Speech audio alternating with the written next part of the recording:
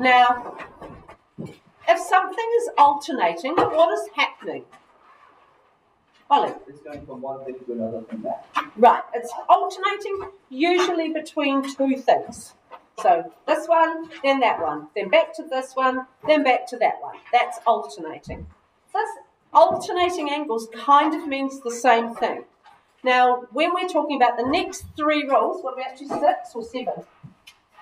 6. What we're talking about when we're talking about this particular rule is a situation on parallel lines. So we have parallel lines, right? And they must be marked as parallel lines. If they're not marked as parallel lines, they're not parallel. Now, that's the rule, but if, for instance, there was something missing and you knew it was supposed to be that, you can write next to it, I'm assuming this was meant to be parallel lines or something like that, because there's no point not doing something. Some things you won't be able to do unless it's parallel lines. So here are our two parallel lines. Our parallel line is being cut by this line here. Now that line has a name. It's called a transversal.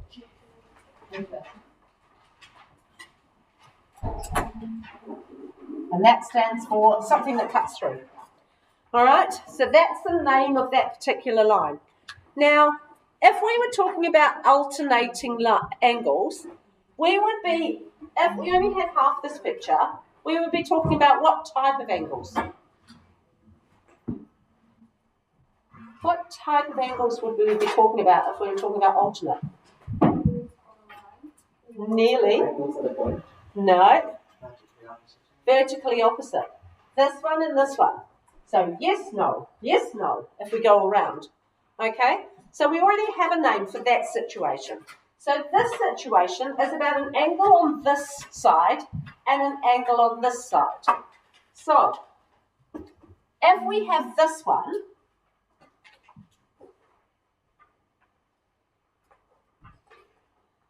where is the alternate angle on the bottom? You're going to have to use your descriptions really well to make sure I know where. William? The acute angle on the bottom of the lower parallel line. There's two. Bottom. Ollie?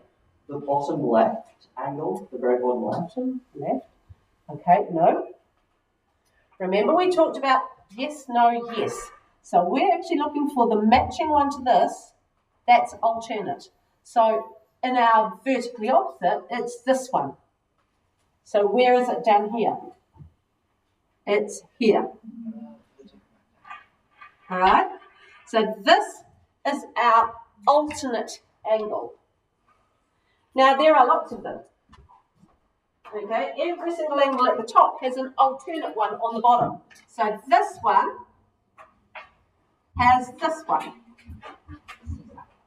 All right, and this one, you can put crosses and X's and things. I'm putting colours because I've got them. This one has this one.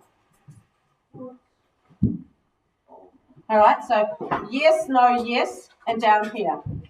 Now, what do you know about all of those ones I've coloured in there? What can you tell me about them? The pairs.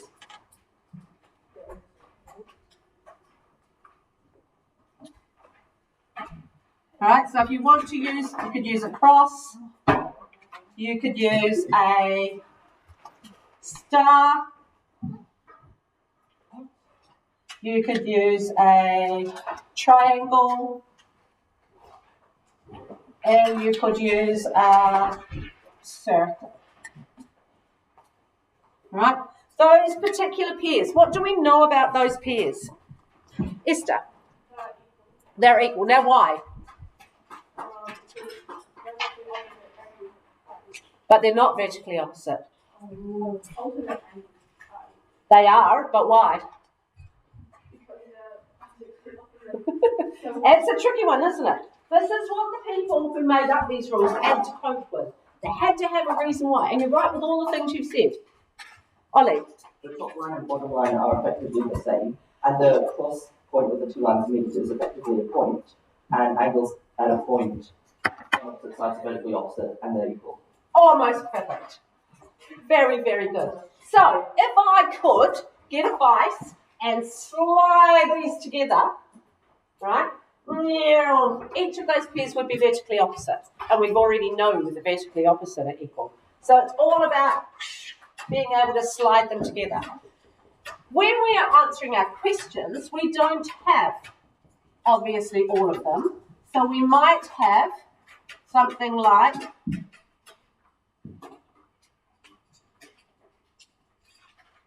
this. Right? Now, K is an alternate angle because it is one around and in the other set. Okay, so yes, no, yes, and in the other set. And it's therefore equal to 49, and our reason. So our long reason is alternate angles, and it only applies if they are on parallel lines are equal. So what does our short reason look like? It looks like alternate, alt, angles, and then we do little parallel lines like this are equal, so much, much shorter. So what do we need to look for if we're looking at a difficult one? Maybe